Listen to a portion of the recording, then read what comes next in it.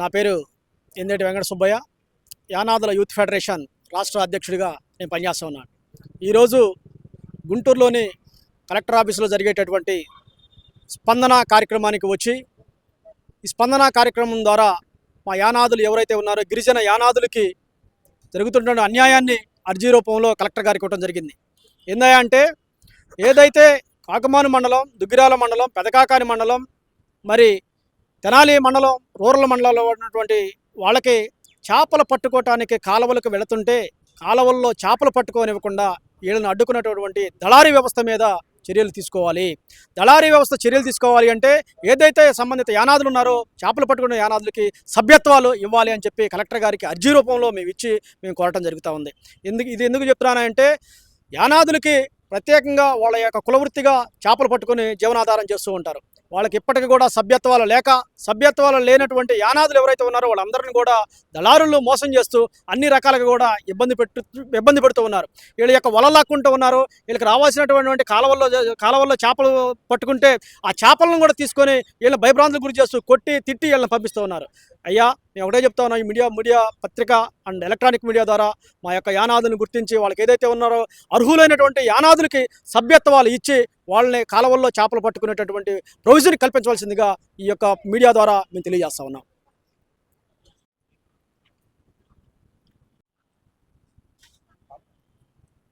నా పేరు రాపూర్ గోపి. నేను యానాది గిరిజన యూత్ ఫెడరేషన్ జిల్లా ప్రధాన కార్యదర్శిగా పనిచేస్తున్నాను.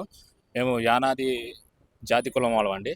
మా వాళ్ళు యానాదులు చేపలు పట్టుకోవడానికి అంటే కాలువల మీదకి వెళ్తుంటే దళారీ వ్యవస్థ అనేది చాలామంది అడ్డుకుంటూ వాళ్ళని చేపలు పట్టుకోనికుండా కాలువలోకి దిగాలంటే కంపల్సరీగా వాళ్ళకి రుసుము చెల్లించాలి. ఏ రోజుకి ఆ రోజు రుసుము చెల్లిస్తేనే కాలువలో దిగమని వాళ్ళు ఎక్కువ భయభ్రాంతులు చేస్తున్నారండి. రుసుము కట్టని ఎడల వాళ్ళు చేపలు పట్టుకోవడానికి వెళ్తే వాళ్ళు భయభ్రాంతులు చేసి కొట్టడం తిడటం చేస్తున్నారు. దయచేసి ఈ విషయాన్ని అనేది కలెక్టర్ గారి దృష్టిగా తీసుకొచ్చాము. కలెక్టర్ గారు దీని ప్రకారంగా స్పందించి మా యానాదుకనే ప్రతి ఒక్కరికి సభ్యత్వం ఇవ్వాలని కోరుకుంటూ మీ మీడియా తెలియజేస్తున్నానండి.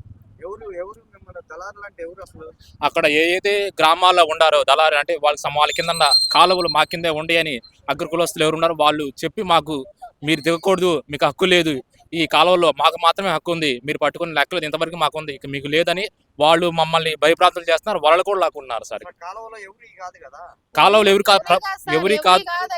కాలువలు ఎవరి కాదు సార్, ప్రభుత్వం కాలువలు అంటే ప్రభుత్వమే కాదు, మేము పాడుకున్నాము, మాకు సంబంధించినవి మీ కాదని వాళ్ళు మమ్మల్ని ఇక్కడ భయప్రాంతులు చేసి వాళ్ళు మాత్రమే వాళ్ళకి సంబంధించిన ఎవరైతే ఉన్నారో వాళ్ళకి మాత్రమే చేపలు పట్టుకునే విధానంగా స్పందిస్తున్నారు సార్. మాకైతే ఎవరికి స్పందించట్లేదు.